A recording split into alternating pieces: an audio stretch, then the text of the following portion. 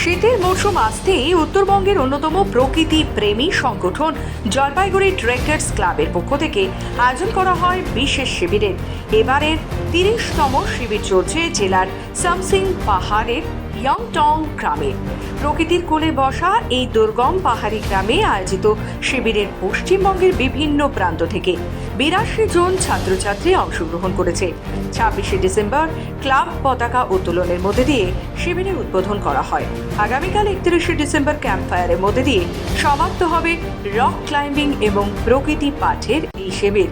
এই প্রসঙ্গে ট্রেকার্স ক্লাবের অন্যতম প্রশিক্ষক তথা বিশিষ্ট পর্বতারোহী ভাস্কর দাস জানান, মূলত ছাত্রছাত্রীদের প্রকৃতির সঙ্গে পরিচয় এবং যারা ভবিষ্যতে পর্বতারোহণ করতে আগ্রহী তাদের বেসিক প্রশিক্ষণ দেওয়াই এই শিবিরের মূল লক্ষ্য। हम यहाँ ट्रैकिंग एंड एडवेंचरस कैंप करने आए हैं जो कि जलपाईगुड़ी के NTCJ क्लब से हो रहा है।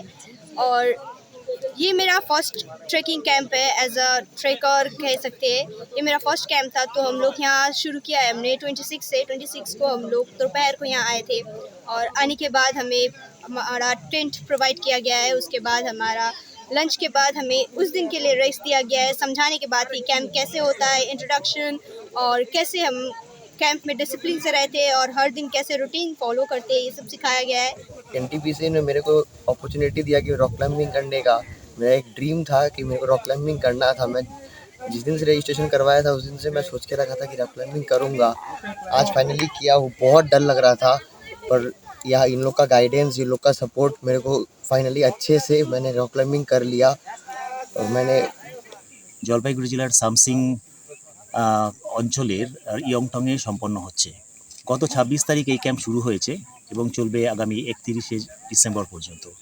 উত্তরবঙ্গ এবং কলকাতার এবং পশ্চিমবঙ্গের বিভিন্ন প্রান্তের প্রায় 82 জন ছাত্রছাত্রী এবং সাধারণ মানুষ এই ক্যাম্পে যোগদান করেছে। দুটো গ্রুপ রয়েছে এই ক্যাম্পে, একটা নেচার স্টাডি বাচ্চাদের গ্রুপ এবং একটি রক ক্লাইম্বিং অর্থাৎ বড়দের গ্রুপ। 6 দিন ধরে এদেরকে বিভিন্ন অ্যাক্টিভিটির মধ্যে দিয়ে এদেরকে ট্রেনিং দেওয়া হচ্ছে। যেমন এরা ট্রেকিংয়ে পার্টিসিপেট করেছে, সেই সঙ্গে সঙ্গে এরা সোলো ক্যাম্পিং করেছে। এক নাইট এরা বাইরে কাটিয়েছে নিজেদের শেল্টার এবং ফায়ার মেকিং করে।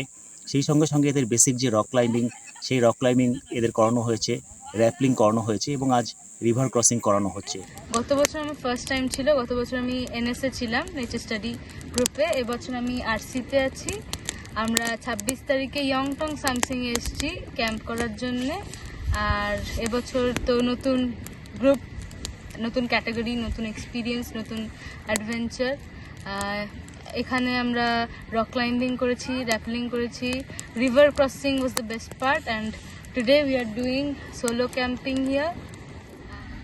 Nature and trekkers club of Jalpaiguri আয়োজিত 30তম বার্ষিক প্রকৃতিপাঠ এবং রক ক্লাইম্বিং শিবিরের আজ পঞ্চম দিন।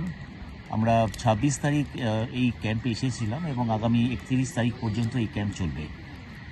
এই ক্যাম্পে উত্তরবঙ্গ এবং কলকাতা থেকে প্রায় 82 জন ছাত্রছাত্রী এবং ইউথ যারা তারা এসেছে। সেই সঙ্গে সঙ্গে কিছু জেনারেল যারা এজেড পাবলিক আছেন তারাও পার্টিসিপেট করছেন। জলপাইগুড়ি থেকে নিজস্ব প্রতিনিধি রিপোর্ট, খবর বাংলা।